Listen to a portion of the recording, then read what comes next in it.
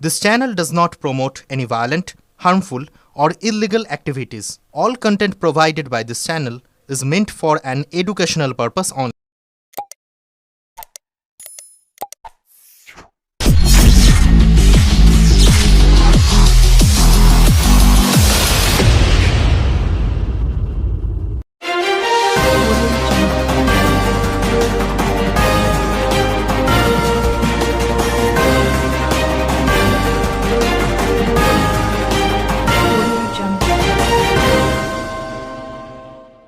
চুঁচুড়ার নবনির্বাচিত বিধায়ক সুবীর নাগ আজ ইমামবাড়া সদর হাসপাতাল পরিদর্শনে যান। এদিন তিনি হাসপাতালের সুপার ডক্টর অমিতাভ চক্রবর্তী সহ হাসপাতাল কর্তৃপক্ষ এবং দলীয় প্রতিনিধিদের নিয়ে এক গুরুত্বপূর্ণ বৈঠকে অংশ নেন।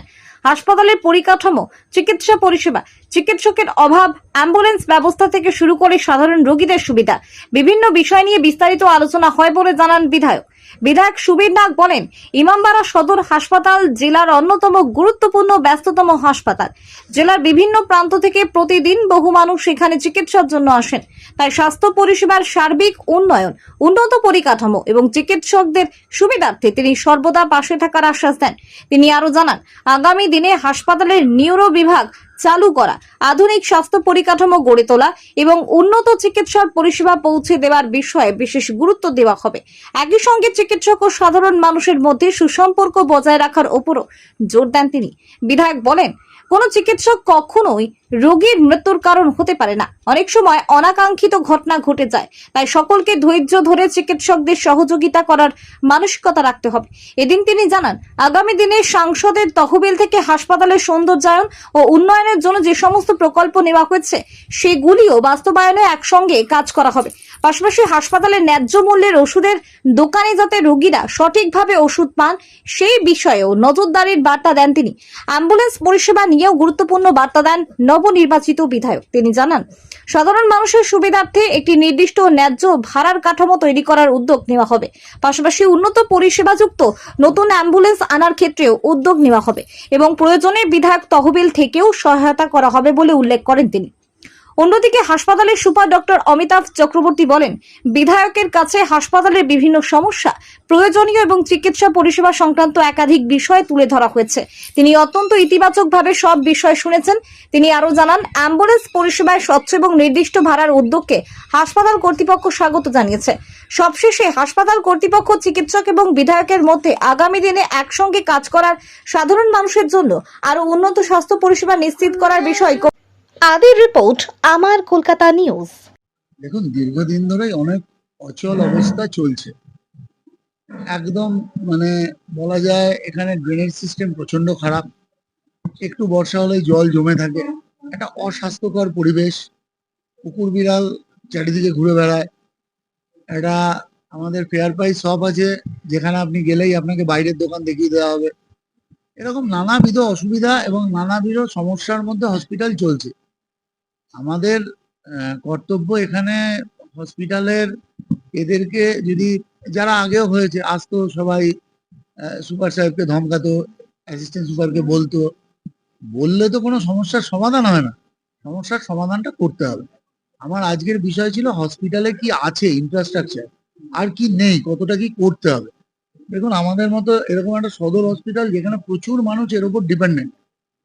এখন মেডিকেল কলেজ একটা আরামবাগে হয়ে গেছে, আমি ওনাদের থেকে যেটা জানতে পারলাম, ডিস্ট্রিক্টে একটার বেশি মেডিকেল কলেজ স্যাংশন হয় না। কিন্তু এখানে নিউরো ডিপার্টমেন্ট প্রচন্ড প্রয়োজন। কারণ বেশিরভাগ যারা অ্যাক্সিডেন্ট হয় আমাদের এই এক্সপ্রেসওয়েতে, বেশিরভাগই কিন্তু চুঁচুড়া হসপিটালের উপর ডিপেন্ডেন্ট। তাদেরকে এখানে পাঠানো হয় একটু ট্রিটমেন্ট, জাস্ট এখানে হয়তো অর্থোপেডিক ট্রিটমেন্টটা হয়, নিউরো ট্রিটমেন্ট করা সম্ভব হয় না যেহেতু ডিপার্টমেন্ট নেই।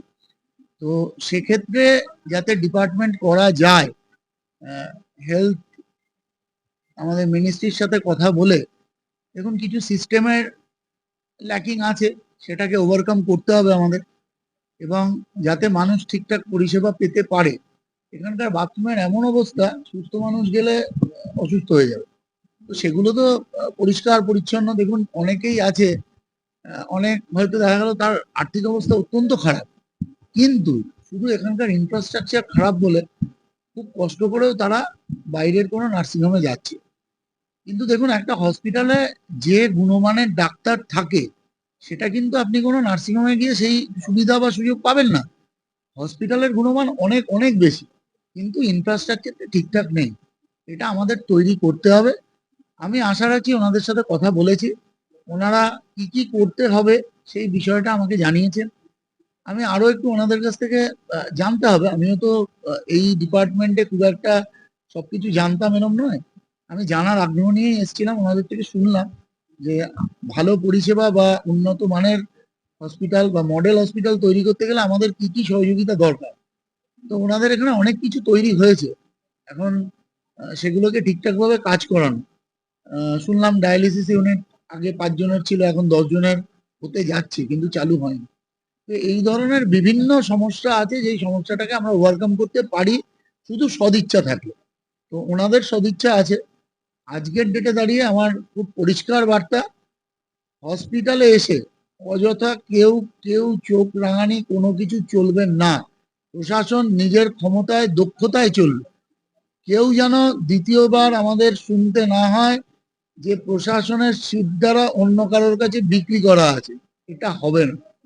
হসপিটালের যারা অ্যাডমিনিস্ট্রেটর আছে তারা তাদের দক্ষতার পরিচয় দিয়ে ভালো পরিষেবা দেবে। হুটহাট হসপিটালে এসে ভাঙ চুর, একে ধমকানো ওকে ধমকানো, যে সংস্কৃতি এতদিন চলেছে, এগুলো বন্ধ করতে হবে। আমাদের সমস্ত কার্যকর্তাকে আমার পক্ষ থেকে এটা বলা আছে। আমি চেষ্টা করব যে এইটা যাতে আমাদের পক্ষ থেকে কোথাও না হয়। সুপার সাহেবও চেষ্টা করবেন যাতে পরিষেবা ঠিকঠাক দেওয়া যায়। এটা অনেক সমস্যা আছে এখানে। অনেক সময় দেখা যায় অনেক ডাক্তারবাবু আছেন, সবাই নয়, বেশ কিছু ডাক্তারবাবু আছেন যারা হসপিটালে অনেক কেস করতে চান না, তারা পাশের নার্সিংহোম দেখিয়ে দেন। এটা একটা বিজনেস প্রফিট আছে। কিন্তু আমি সুপার সাহেবের কাছে এই বিষয়েও বা অ্যাডমিনিস্ট্রেশনের কাছে এই বিষয়েও অনুরোধ রাখবো, যাতে কোনো পরিস্থিতিতে কাউকে হসপিটালের যে ফেসিলিটি অ্যাভেলেবেল সেটা যেন বাইরে গিয়ে না নিতে হয়। হসপিটালকে পূর্ণাঙ্গ রূপে দেখুন, মানুষ অনেক ভরসা করে হসপিটালে আসে, তাদের অনেক মানে প্রাণ ফিরে পাওয়ার জন্যই হসপিটাল। আর এখানে দেবতুল্য ডাক্তারবাবু যারা আছেন তাদেরকে যদি ঠিকভাবে কাজ করতে দেওয়া হয়, আমার মনে হয় আমার এই হসপিটাল আগামী দিন, হুগলি জেলা হসপিটাল আগামী দিন সারা পশ্চিমবঙ্গের কাছে একটা মাইলস্টোন হয়ে থাকবে। সেই চেষ্টা শুধু আমাদের দিক থেকে না, সবাই মিলে আমরা কাঁধে কাঁধ মিলিয়ে লড়বো, করব যেমন ওনারা চাইবেন। আমার কাজ হচ্ছে সেটা উপর অব্দি কনভে করা। আমি অবশ্যই সেটা চেষ্টা করব, লড়াই করে হসপিটালের জন্য আরো ভালো ইনফ্রাস্ট্রাকচার, আরো ভালো সুন্দর ব্যবস্থা, এবং সর্বোপরি এখানে এসে যেহেতু ওনাদের মানে স্টাফের সংকলন খুব কম, যা শুনছিলাম গ্রুপ ডি স্টাফ 138 জন থাকার কথা, সেখানে মাত্র 32 জন আছে। ওনাদেরকেও তো দোষ দিলে হবে না। এখন ডাক্তার হয়তো দেখা যাবে যা থাকার কথা তার 50%ও নেই, তো ওনারা চালাবেন কি করে? এত বড় ইনফ্রাস্ট্রাকচার চালাতে যা যা দরকার সেটা ওনাদের প্রোভাইড করতে হবে। এটার জন্য যা যা চেষ্টা আমি অবশ্যই করব। ওনাদের সাথে আলোচনা করেছি, ওনারাও আমাকে কিছু ডকুমেন্ট দেবেন। আমিও হেলথ মিনিস্টার যিনি হবেন বা আসবেন, মিনিস্ট্রির সাথে কথা বলে যতটা সম্ভব আমার গর্বের এই চুচুড়া হসপিটাল যেন পুনরায় তার স্বমহিমায় ফিরে আসতে পারে, এর জন্য আমরা চেষ্টা করি। পেশেন্টের অভিযোগ যে তারা এখানে যে ট্রিটমেন্ট পায় ডাক্তারের কাছে, সকালে ভর্তি হলে বিকেলে আসে ডাক্তার, তারপরেও এখানকার ডাক্তাররা পার্শ্ববর্তী হসপিটালের পাশে 6 মতো গতি উঠেছে তাদের চেম্বার, সেখানে আমি আশা করি যা বলবার পরিষ্কার বলেছি। এই জাতীয় কমপ্লেন যদি কারোর পক্ষে থাকে, আমার বিধায়ক হিসেবে যেখানে কমপ্লেন জানানোর দরকার অবশ্যই জানাবো। যার যতক্ষণ ডিউটি হসপিটালে থাকতে হবে, তার কাজ থাকুক না থাকুক, তাকে হসপিটালে থেকে তার ডিউটি পূর্ণ করতে হবে। কেন অনেক মানুষ আছেন, অনেক ডাক্তারবাবু আছেন যারা কোথাও বাইরে করছেন না, তারা যদি পরিষেবা দিতে পারে সবাইকে এটা করতে হবে। এটা কারোর ক্ষেত্রে কোনো ছাড় হবে না। অসুবিধা হলে সুবিধা যোগাযোগ করতে পারে। পেশেন্ট পার্টির তো দেওয়ার জন্য, অসুবিধাকে সুবিধা করবার জন্য সুপার সাহেব আছে। আমার সাথে ব্যক্তিগত যোগাযোগ দরকার নেই, কিন্তু কিছু যদি হয়, দেখুন আমি তো হসপিটাল থেকে 1/2 কিলোমিটারের মধ্যে আমার বাড়ি, কিছু অসুবিধা হলে আমি জানতে পারবোই। কিন্তু এই যে একটা সিস্টেম চলতো যে ডাক্তারবাবুরা এখানে না বসে চেম্বার করছে, আমি ওনাকে বলেওছি যে মানে এখানকার যেটা হয়তো ইজিলি হসপিটালে ডেলিভারি হতে পারে, সেটাকে বাইরে গিয়ে সিজার হচ্ছে বেশি পয়সার জন্য। তাহলে মানুষ পরিষেবা কার থেকে পাবে? আমরা তো এখানে পরিষেবা দিতে এসেছি, তার জন্য যা যা করা সুপার সাহেবও কথা দিয়েছেন, পুরো স্টাফ তাদের ডেপুটি যারা ছিলেন প্রত্যেকে সবার আগ্রহ দেখে আমার খুব ভালো লেগেছে। তারা সবাই চায় যে এটা তো তাদের প্রতিষ্ঠান, প্রতিষ্ঠান তো আমার নয়, আমি এই ফিল্ডেরও লোক নয়, কিন্তু তবু তাদের ইজ্জত বা তাদের মানুষের সাথে সম্পর্ক, তাদেরকে মানুষ ভগবান ভাবে। তারা সবাই ইচ্ছুক এই পরিষেবা দেওয়ার জন্য। কিছু ইনফ্রাস্ট্রাকচারাল ডিফারেন্স ছিল, কিছু সমস্যা ছিল, এটাও ঠিক কথা। এটা আমার মানে আমি জানাই বলছি, অনেক ডাক্তারবাবু আছেন যারা হয়তো কোথাও কোনো ইনফ্লুয়েন্সারের দ্বারা ইনফ্লুয়েন্স, সুপার সাহেবের কথা শোনেন না, আমি সুপার সাহেবকে পূর্ণ পাওয়ার দিচ্ছি, যে এটা করবে তাকে বসান, আমি তাকে নিতে পারবো। যদি ডিপার্টমেন্টাল কোনো প্রয়োজন হয়, ধরুন যেমন কারোর নিউরো আছে, কারোর আরো অন্য কিছু আছে যেটা আমার এখানে নেই, তাহলে তো রেফার করতেই হবে। কিন্তু আমার মনে হয় ওনারা আজকের পর থেকে যদি এখানে ট্রিটমেন্ট করা সম্ভব হয়, সবাই এখানেই দেখুন। আরো আমাদেরও তো কিছু, যেহেতু এটা মফস্বল হসপিটাল, এখানকার লোকজন এবং পরিবেশকেও ঠিক করতে হবে। অনেক সময় কিছু ক্রিটিক্যাল কেস হলে ডাক্তারবাবু কখনোই চান না যে একজন রোগীর মৃত্যু হোক, তারাও তো তাদের পরিষেবা দেওয়ার চেষ্টা করে। কিন্তু আমাদের মধ্যে অনেকে আছেন ভাবেন মৃত্যু ঘটলে এটা ডাক্তারের দোষ, এসে মারধর ভাঙচুর, তাই জন্য তারা ভয় রেফার করেন। আমি পেশেন্ট পার্টিকেও বলবো যে আপনারাও ধৈর্যশীল হন। সবার ক্ষেত্রে তো সবাই মরে যাচ্ছে এরকম নয়, হতে পারে দু একটা কেস ট্রিটমেন্টের কোনো সমস্যা হতে পারে, কারোর আনফর্চুনেটলি এটা ঘটতে পারে। সবাইকে একটু পেশেন্ট হতে হবে। একটু পেশেন্স না হলে থাকলে ওনারাই বা এত রিস্ক নিয়ে কাজ করবেন কি করে? ওনারা ওনাদের রাতের ঘুম নষ্ট করে মানুষকে সেবা দিচ্ছেন, তারপর যদি ওনাকে ওই সেবাটা দেওয়ার পর কোনো একটা, দেখুন জন্ম মৃত্যু এটা তো ভগবানের কাজ, ওনার কারোর কিছু একটা ইনসিডেন্ট ঘটে গেল, যদি এসে তাকে মারধর করে, তাহলে কেমন লাগবে? তাদের কি কাজ করতে ইচ্ছা হবে? তাদের মনে হয় ভাই আমি বাঁচবার জন্য আগে রেফার করে দিই। আমাদেরকেও ঠিক হতে হবে, পেশেন্ট পার্টিকে ঠিক হতে হবে, পাশাপাশি যারা কর্মচারী আছে তাদের ঠিক হতে হবে, স্টাফেদের ঠিক হতে হবে, ডাক্তারবাবুরা পরিষেবা দিতে ইচ্ছুক। আর আমার মনে হয় আজকের পর যারা এখানে মানে কর্তব্যরত ডাক্তারবাবুরা আছেন, এখানে প্র্যাকটিস না করে বাইরে করছেন, তারা এটা আর করবেন না আমার মনে হয়।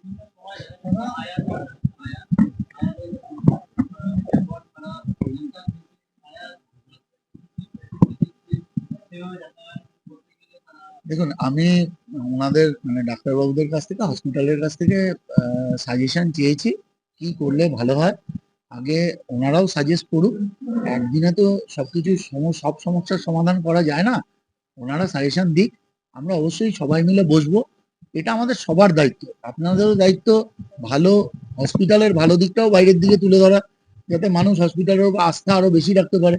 এত মানুষকে পরিষেবা দিচ্ছে, একটা ছেলে খেলা আবার 650 পেশেন্ট, কত পেশেন্ট তো নিচেও থাকে, পরিষেবা তো পাচ্ছে লোকে, একদম পাচ্ছে না এরকম না, দু চারটে ইনসিডেন্ট হবেই, এটা কিছু করার নেই। সবকিছু তো আমাদের হাতে নয়, ওনাদের হাতে সবকিছু আছে এরকম না। আর কোনো ডাক্তারবাবু এটা বলা যেতে পারে না যে ইচ্ছা করে কোনো পেশেন্টকে মেরে দিচ্ছে, এটা একদম ভুল কথা। ডাক্তারবাবুরা চেষ্টা করেন, সব চেষ্টায় কি সফল হয়? আমরাই কি সব, যারা যারা আমরা ভোটে লড়েছি সবাই কি এমএলএ হয়েছি? অতএব এটা ভাবনাই ভুল।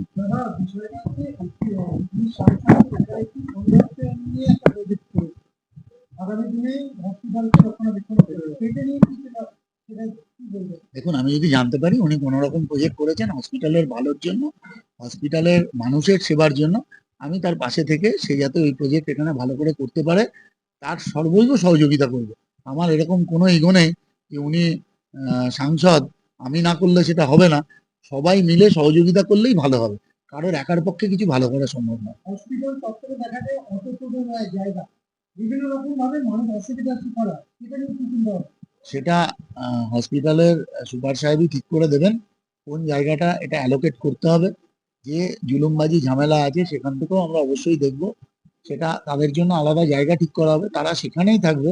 দরকার পড়লে সেটা যদি 5টা অ্যাম্বুলেন্সের জন্য হয়, সেই 5টা ভেতরে থাকবে, সেটা বেরিয়ে গেলে পরের 5টা ঢুকবে। সিস্টেম তৈরি করতে হবে।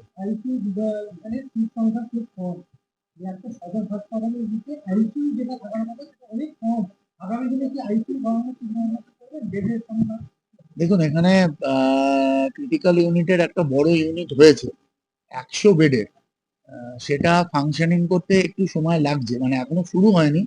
হসপিটালটা প্রথমে ওটা ওই ব্লকটা হসপিটালকে হ্যান্ড ওভার হবে, তারপর সেটা ডেভেলপমেন্ট হবে, তার ডাক্তার লাগবে, সবকিছুই অ্যালোকেশন হতে হবে। তো মুখে আমরা বলে দিলাম এটা ওপেন হয়েছে তো ওপেন হবে না, তার যা যা দরকার সবকিছু তৈরি করতে হবে, সেটা এখন সময় সাপেক্ষ। অবশ্যই ওনাদেরও প্রচেষ্টা আছে, ওনারাও চান যে এখান থেকে অনেক বেশি পরিষেবা লোক পাক। দেখুন, আমরা কাঁধে কাঁধ মিলিয়ে লড়াই করবো, আর আজকে কিছু বলছি না। আশা করছি পরবর্তীকালে আমরা এটা পারবো করতে। বাদ বাকিটা আমার থেকে অনেক বেশি অভিজ্ঞ সুপার সাহেব, আপনারা ওনাকে জিজ্ঞেস করুন। পরিষেবা সংক্রান্ত যা কিছু উনি বলুন, এটা আরো ভালো হবে। অনেক গরিব মানুষ আছে, বিভিন্ন রকম ভাবে তাদের ন্যায্য যেখানে অধিক চাওয়া হয়, সেই বিষয়ে নিয়ে কি বলবেন? হসপিটালে তো অবশ্যই সমস্যা আছেই, আমাদের এখানে নিশ্চয়জনও আছে, সেটাও ফাংশনিং।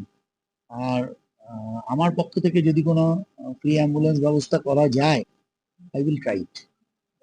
দেখুন, এটা আমাদের আলোচনা হয়েছে। আমাদের সিদ্ধার্থ চক্রবর্তী সিধুদা, উনি এই দায়িত্বে থাকবেন আমাদের দলের পক্ষ থেকে।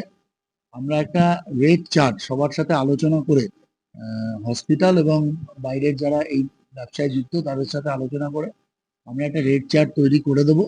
সেই রেট চার্ট অনুযায়ী সবাইকে চলতে হবে। কেউ অযথা কারোর থেকে বেশি পয়সা নেবে না বা হয়রানি করবে না। এটা আমরা একটা মোটামুটি নিয়মে ঠিক করেছি। আমরা সুপার সাহেবও সুনির্দিষ্ট জায়গা তৈরি করে দিই। এটা আমরা আশা করছি 1 মাস 1.5 মাসের মধ্যে পুরো সিস্টেমটাকে দাঁড় করিয়ে দিই। সবথেকে বড় কথা তো অবশ্যই কোনো মানে ধরুন সবথেকে উন্নত করে অ্যাম্বুলেন্স খুব সংখ্যা কম, যেটা ক্রিটিক্যাল অ্যাম্বুলেন্স থাকে, আইসিইউ অ্যাম্বুলেন্স, আইসিইউ অ্যাম্বুলেন্স তো আর প্রোভাইড হসপিটাল করবে না। এটা যারা প্রাইভেট সেক্টরে এগুলো করাচ্ছে, 2-4টে এরকম ভেন্ডার আছে যাদের আইসিইউ নার্স ইয়ে আছে, মানে সবার নেই। কারণ এটা মফস্বল শহর, আইসিইউ অ্যাম্বুলেন্সের ভাড়া অনেক বেশি, সর্বক্ষেত্রে এটা ব্যবহার করা যায় না। আর আমাদের এখানে এই ধরনের প্রয়োজনীয়তাও কম, কিন্তু আছে, 2-4টে আছে। সেটাও আমরা চেষ্টা করব, যদি আরো 2-1টাকে আইসিইউ অ্যাম্বুলেন্স এখানে যদি করানো যায় কোনো ভেন্ডারকে দিয়ে, সেটা করিয়ে তার সুনির্দিষ্ট ভাড়ায় যাতে মানুষ পরিষেবা পায় সেই ব্যবস্থা আমরা করার চেষ্টা করব।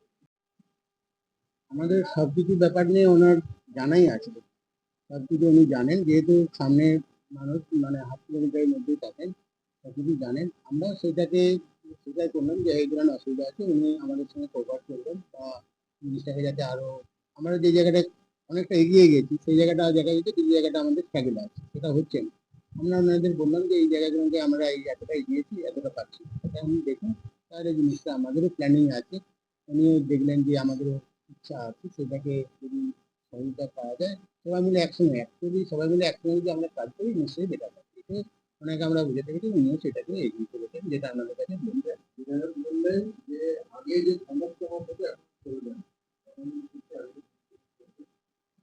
এই ব্যাপারে আমি কিছু ওরা ছাড় দিলেন না আপনাকে, যে আপনি সব রকম ভাবে ব্যবস্থা করতে পারেন, হসপিটাল সংক্রান্ত কোনো রকম ভাবে আপনার উপর আছে, আপনি ব্যবস্থা নিতে পারেন, তো ওরা ছাড় দিবেন, এটা নিয়ে কি বলবেন? আমাদের আমরা সবসময় যে কোনো জিনিস, আমি এদিনে আসার পর থেকে আমার প্রায় 3 বছর সামথিং, 4 বছরের কাছাকাছি হয়েছে। আমরা যে কোনো জিনিসই যা কিছু আমার কাছে কমপ্লেন এসেছে আমরা সঙ্গে সঙ্গে সেটাকে অ্যাডজাস্ট করেছি, এবং যেখানে মাল্টিপারপাসের দরকার হয়েছে তাদের সঙ্গে আলোচনা করেই আমরা সেই সমস্যার সমাধান করেছি। আমরা আগামী দিনেও আমরা সেইভাবেই চলবো। যে জায়গাগুলো মানে এটা তো মাল্টিডিসিপ্লিনারি, শুধুমাত্র হেলথ ডিপার্টমেন্ট মিলে করা যাবে না, মাল্টিডিসিপ্লিনারি একটা, যেখানে জয়েন্ট অ্যাডমিনিস্ট্রেশনের প্রয়োজন হবে, যেখানে বিধায়কের প্রয়োজন হবে, যেখানে আমাদের সিভিল, ইলেকট্রিক্যাল, আবার পিএইচই, সবাইরই একটা কম্বিনেশন হচ্ছে, কোঅর্ডিনেশন করেই একটা হাসপাতাল করে। সবাই যদি কোঅর্ডিনেশন করে, আশা করি উনি হচ্ছেন আমি হচ্ছে হাসপাতালের থেকে অ্যাডমিনিস্ট্রেশন থেকে লিডারশিপ নিলেও বাকি কোঅর্ডিনেটটা আমার চেয়েও বেশি কোঅর্ডিনেশন ওনার হাতেই থাকবেন। উনি আমাকে যদি সহযোগিতা করেন, আশা করি আমরা যেসব জায়গা থেকে পিছিয়ে আছি আশা করি সেটা আরো বেশি ত্বরান্বিত করতে পারবো। নিউরো বিভাগ নিয়েও একটা বলবেন, নিউরো বিভাগ যাতে চালু করা যায় আগামী দিনে, এটা নিয়ে কথা হয়েছে। না, আমরা সেটাকে ওনাকে ডিটেলস আমরা বলেছি যে এটা আমরা সেকেন্ডারি হাসপাতাল, সেকেন্ডারি হাসপাতালে যে যা পরিষেবা দেওয়ার কথা সেটা আমাদের কিন্তু আছে। সেই জায়গাটায় আমাদের কোথায় অসুবিধা বা কি ব্যাপার ওনাকে আমরা সমস্ত কিছু তুলে ধরেছি।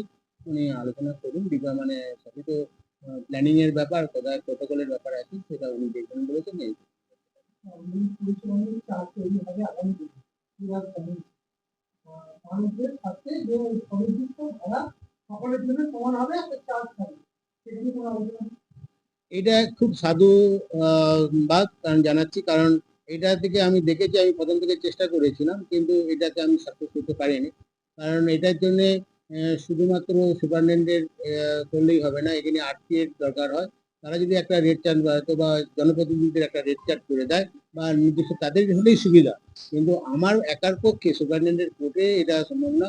এটা নিতে গেলে আরটি এর একটা প্লাস হচ্ছে জনপ্রতিনিধিদের করে যদি একটা মানে কমিটি করে একটা করলেই সবচেয়ে সুবিধা হবে। ওনারা যেটা ঠিক করে দিবেন আমরা সেটা রেড বোর্ড চালিয়ে করে দেবো। আশা করি সেটা ঠিক মতন হচ্ছে কিনা, জনসাধারণ সেটা যেরকম ভাবে করবে সেভাবে করলে এটা খুব ভালো উদ্যোগ, এটা হওয়া উচিত। চিকিৎসা এবং কর্মী সংখ্যা কম সদর হাসপাতালের দিকে নেই। আর সেটা নিয়ে কি বিরোধী করা হলো যার চিকিৎসক বা কর্মী আর সংখ্যা বাড়ানোর সেটা তো আমরা দাবি করেছি, কারণ সিটিতে 100 বেডে রয়েছে, সেই জায়গাটা কোনো রকমের স্টাফ অ্যালটমেন্ট নেই। আমরা হয়তো 6 মাসের মধ্যে এটা বিল্ডিংটা পাবো, কিছু হয়তো মানে ফার্নিচার হয়তো চলে আসছে বা চলে আসবে, কিন্তু স্টাফ প্যাটার্ন যদি না হয় আমরা পাবো না। আমরা আলোচনা করেছি কর্মী ডিপার্টমেন্টে কি কি ওইখানে থাকবে, এটা আমাদের লিস্ট আছে, আমরাও প্ল্যান করে ফেলেছি। সেটা যদি সাকসেস হয় সেখানে শুধু আমরা আমাদেরও একটা লিস্ট, নিউ গভর্নমেন্ট আসার পরে একটা বর্ডশিট আমাদের দিয়েছে, সেই বর্ডশিটটা আমরা যেমন স্টেটকেও পাঠাবো, ওনাকেও আমরা সেটা তুলে দেবো বলেছি। আমাদের কি বিলংস করছি উনিও তাহলে অ্যাজ এ দিস সেটা আপনি বুঝে যাবেন। এটা বললাম একটা 16 পৃষ্ঠার একটা ইনফ্রাস্ট্রাকচারের রিলেটেড একটা এক্সেল শিট এসেছে, সেটা আমরা 19 তারিখের মধ্যেই পাঠানোর কথা বলছি। সেটা যেমন আমি স্টেটেও পাঠাবো, সঙ্গে সঙ্গে বিধায়কের কাছে এটা